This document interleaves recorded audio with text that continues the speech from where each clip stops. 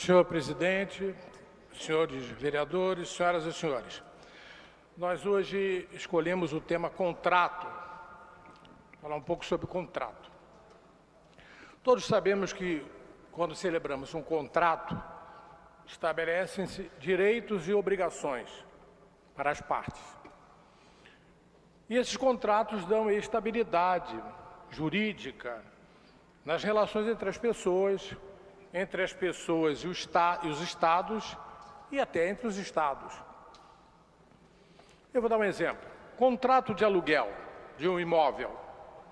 O locator e o locatário, ambos têm obrigações e têm direitos, tanto o locador como o locatário. Contrato de compra e venda. O vendedor e o comprador têm direitos e têm obrigações. Nós temos como maior contrato no nosso país, evidentemente, a Constituição da República.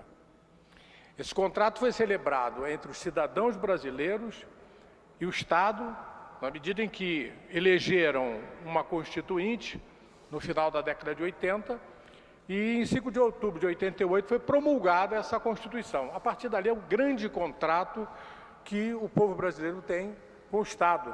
Portanto, o Estado e o povo têm direitos e têm obrigações. Há também, na relação entre os Estados, ou seja, entre os países, existem contratos, que nesse caso são chamados de tratados.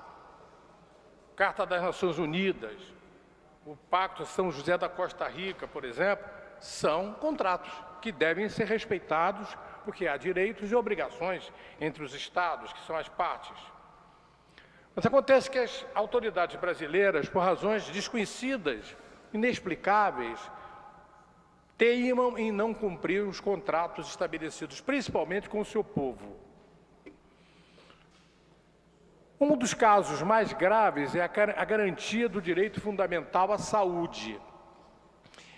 Eu trago para os senhores aqui o artigo que diz assim: a saúde é direito fundamental social assegurado no artigo 6º caput da Constituição Federal. A Carta Magna, portanto a nossa Constituição, trata da saúde no capítulo 2 do título 8, intitulada Da Ordem Social.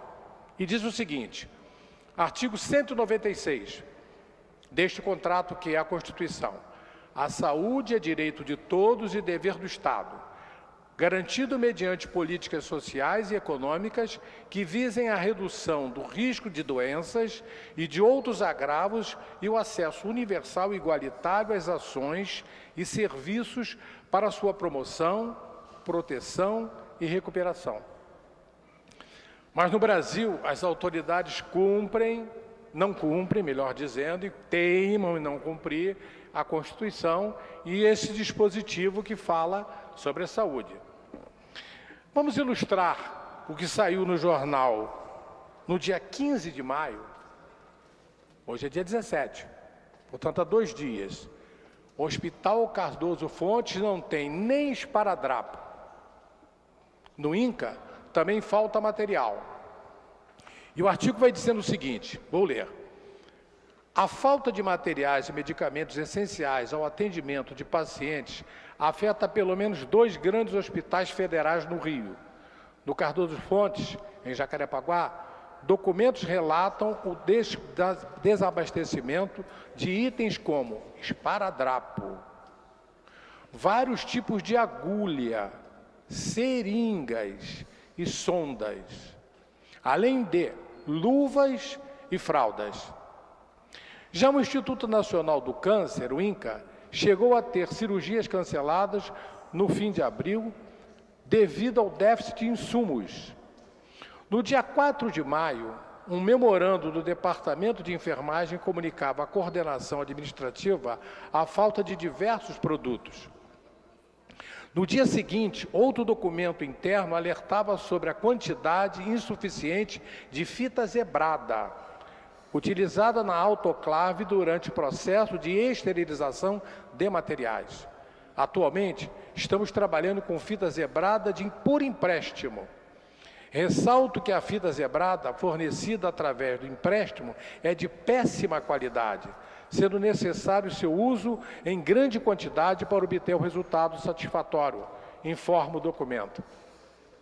No dia 8, outro profissional relata no livro de ocorrência não ter recebido fralda, esparadrapo, equipo, que é um tubo de plástico por onde passa o soro, agulha 40 por 12, utilizada na diluição de medicamento, e 3 tamanhos de gelco, dispositivo com agulha utilizado para acessar a veia durante o plantão.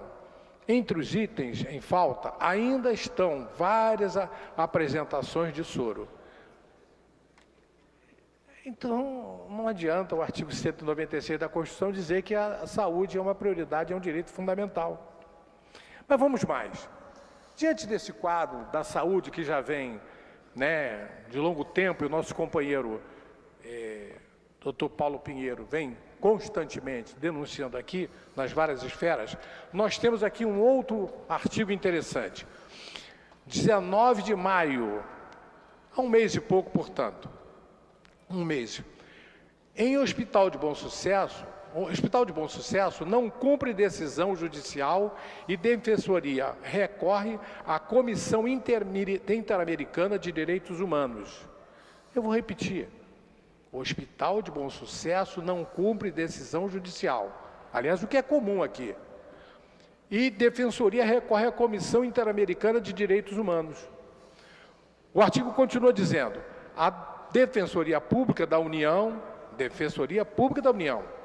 denunciou a República Federativa do Brasil, eu vou repetir, a Defensoria Pública da União denunciou a República Federativa do Brasil, que inclui União, Estado e município, a Comissão Interamericana de Direitos Humanos, sediada em Washington, em função do atendimento em emergência do Hospital Federal de Bom Sucesso. Quer dizer, isso é um escândalo. Além de a gente não respeitar o que está no contrato firmado na Constituição brasileira, a gente desrespeita um acordo firmado internacionalmente. E a nossa população não toma conhecimento desse escândalo. O que é essa Corte Interamericana de Direitos Humanos?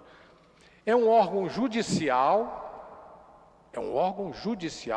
autônomo, que tem sede em São José da Costa Rica, cujo propósito é aplicar e interpretar a Convenção Americana de Direitos Humanos e outros tratados de direitos humanos. Faz parte do chamado Sistema Interamericano de Proteção aos Direitos Humanos. A Corte tem competência litigiosa para conhecer de qualquer caso relativo à interpretação e aplicação das disposições da Convenção Americana de Direitos Humanos a que lhe seja submetida a apreciação, sempre que os Estados signatários, e o Brasil reconheçam esta competência por declaração ou convenção especiais. Então, o Brasil é signatário desta convenção. A comissão tem, como ela foi estabelecida em 1959, portanto não é coisa nova. Sua estrutura atual é regida pela Convenção Americana sobre Direitos Humanos, assinada em 1969 e vigente desde 1978. Portanto, não é coisa nova. As nossas autoridades, antes de assumir os cargos no Executivo, principalmente, deviam ler um pouco, conhecer e respeitar, porque são contratos. Isto é contrato, que eles estão rasgando. Uma das funções principais da comissão é atender pedidos de pessoas ou grupos que alegam violações de direitos humanos, cometidas em países membros da OEA. O Brasil é membro. Os direitos protegidos detalham-se em 2 documentos internacionais: a Declaração Americana dos Direitos e Deveres do Homem, de 1948, e a Convenção Americana sobre Direitos Humanos. Entre esses direitos humanos, nós temos, obviamente, o básico, o principal, o maior, que é o direito à vida, sem o qual ninguém pode usufruir dos outros direitos. Mas as nossas autoridades teimam em ignorar, em respeitar esses contratos. Para terminar nossa fala, senhor presidente, eu quero dizer que um paciente de 83 anos, notícia do dia 16 de junho, portanto, ontem, o jornal O Dia, paciente de 83 anos aguarda tratamento contra câncer há 6 dias, sentado na emergência do Hospital Cardoso Fontes. Há 6 dias, um idoso de 83 anos, com o lado esquerdo do corpo paralisado, em função de um derrame cerebral, sofrido no ano passado, está internado numa cadeira na emergência do Hospital Cardoso Fontes, Hospital Federal, em Jacarepaguá. Segundo a informação que eu obtive agora à tarde, no início, portanto, dessa tarde, a pessoa, portanto, esse paciente, conseguira resolver o seu problema. Mas veja bem, 6 dias para uma pessoa de 83 anos, nós estamos ferindo não só o direito à saúde, o direito à vida, mas estamos rasgando os nossos contratos que foram celebrados, assinados por todos os cidadãos brasileiros. Muito obrigado.